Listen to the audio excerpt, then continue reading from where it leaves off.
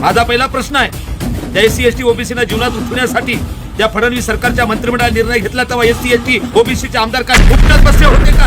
जय भीम. जे संविधान व्हिडिओ बनविण्याचं कारण असं आहे की आपल्या सर्वाला माहीतच असेल की 14 मे 2026 रोजी फडणवीस सरकारच्या मंत्रिमंडळाने एक निर्णय घेतला. तो निर्णय असा की यापुढे नोकरीमध्ये एससी एसटी ओबीसी जो आरक्षित प्रवर्ग आहे यांना खुल्या प्रवर्गावर दावा ठोकता येणार नाही, त्याला खुल्या प्रवर्गामध्ये त्यांना फॉर्म भरता येणार नाही असा धक्कादायक एससी एसटी ओबीसीचे हक्क नाकारणारा, त्यांना जीवनातून उठविणारा निर्णय घेतला आहे. पहिल्यांदा या निर्णयाचा मी भीम टायगर सेनेचा राष्ट्रीय अध्यक्ष दादासाहेब शेळके जाहीर निषेध करतो आणि ज्यांनी ज्यांनी निर्णय घेतला, ज्याच्यावर सह्या आहेत त्या सर्वांवर अट्रॉसिटी दाखल करा अशी मी मागणी करतो.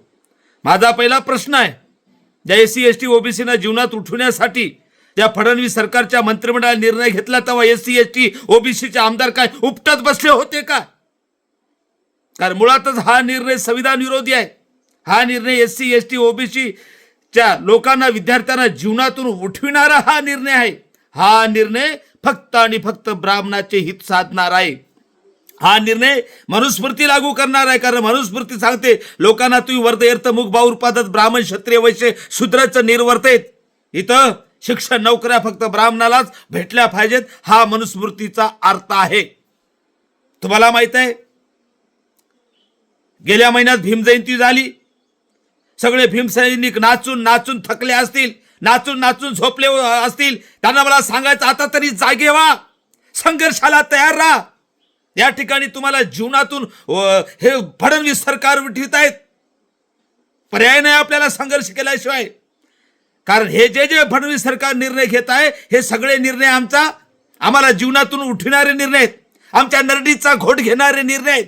कारण 1 ऑगस्ट 2024ला सर्वोच्च न्यायालयाचे मुख्य न्यायाधीश डी वाय चंद्रचूड आणि 7 जजच्या खंडपीठाने निर्णय घेतला अनुसूचित जाती जमाती आरक्षणात उपवर्गीकरण. त्यानंतर आपल्याला माहित असेल 10 जुलै 2025ला जनसुरक्षा कायदा नावाचा कायदा तयार केला, आमच्या अभिव्यक्ती स्वातंत्र्यावर गदा आणली. त्यानंतर आपल्या सर्वाला माहित असेल मार्च 2026ला ज्या बाबासाहेबांनी प्रतिज्ञा घेतली होती सारा भारत बौद्धमय करायची, सारा भारत बौद्धमय होऊ नये. कारण देशामध्ये आणि जगामध्ये फक्त लोक बौद्ध धर्मामध्ये येतात, त्यांना कुठतरी गतिरोधक लावण्यासाठी 13 मार्च 2026ला शासनाने महाराष्ट्र धर्म स्वातंत्र्य कायदा आणला आणि 14 मेला डायरेक्ट आमच्या नगरीचा घोट घेण्यासाठी मंत्रिमंडळाने 14 मे 2026ला निर्णय घेतला की खुल्या जागेमध्ये आरक्षित, मग एससी असेल एसटी असेल ओबीसी या वर्गांना दावा ठोकता येणार नाही. या नपुसक सरकारचा भारत मी जाहीर निषेध करतो. आणि त्या नपुसक फडणवीस सरकारला मला सांगायचं की बाबा, तुम्ही कायद्यापेक्षा मोठे आहात का? तुम्ही संविधानापेक्षा मोठे आहात का? तुम्ही सुप्रीम कोर्टापेक्षा मोठे आहेत का? कारण सुप्रीम कोर्टाने तुम्हाला माहित असेल राजस्थान उच्च न्यायालय विरुद्ध रजत यादव या प्रकरणात न्यायमूर्ती दीपांकर दत्ता आणि ऑगस्टिन जॉर्ज मसिया या 2 जजच्या खंडपीठाने सांगितलं, खुला प्रवर्ग हा एका विशिष्ट जातीसाठी नाही, खुला प्रवर्ग एससी एसटी ओबीसी आणि सगळ्या जाती धर्मासाठी आहे. त्याच्यानंतर एक सुप्रीम कोर्टाचं जजमेंट आलं युनियन ऑफ इंडिया विरुद्ध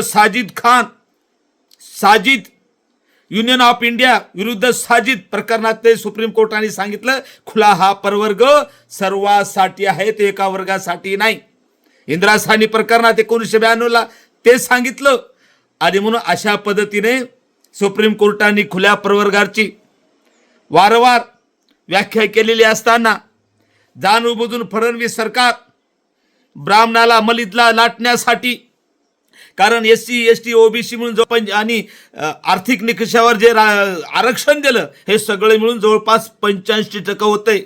म्हणजे 15% लोकाला 40% आरक्षण हे सरकार देते, खास करून ब्राह्मणाच्या हितासाठी. अशा निर्णयाचा एससी एसटी ओबीसीच्या सगळ्या लोकांनी रस्त्यावर उतरून या फडणवीस सरकारच्या नरडीचा घोट घेण्यासाठी सज्ज असलं पाहिजे. अन्यथा आपण सर्वजण जीवनातून उठल्याशिवाय राहणार नाही, हे सर्वांनी लक्षात घ्यावं. आणि म्हणून या ठिकाणी मी सर्वच SC ST OBCच्या सर्व लोकांना विनंती करतो, विद्यार्थ्यांना विनंती करतो की आपण आता सर्वांनी लढाईसाठी सज्ज असलं पाहिजे. भविष्यात या फडणवीस सरकारला मला सांगायचं, लईच खुमखुमी असेल, लईच मर्दांगी असेल तर हे कर, लोकसंख्येच्या प्रमाणात सर्वाला आरक्षण दे, लोकसंख्येच्या प्रमाणात जमीन, सोनं, चांदी या देशातील सगळ्या प्रॉपर्टीची समान वाटणी कर. तर तुला आपण या ठिकाणी शाबासकी देऊया, एका बापाची औलाद म्हणूया. फक्त काही ब्राह्मणाचं हित साधण्यासाठी हा घेतलेला निर्णय आहे. हा निर्णय हाणून पाडण्यासाठी यापुढे आपल्या सर्वांनी सज्ज राहावं. परत अनुसूचित जाती जमाती आरक्षणात वर्गीकरणाच्या नावाखाली गळा काढणारे आता कुठं मारून घेत आहेत. अरे हा तर किती खतरनाक जीवनात उठविणारा निर्णय आहे. तोंड का बंद झालेले आहेत, याच्या तोंडात काही गेलं का? याचंही उत्तर आरक्षणात उपवर्गीकरण पाठिंबा देणाऱ्याने दिलं पाहिजेत असं माझं मत आहे.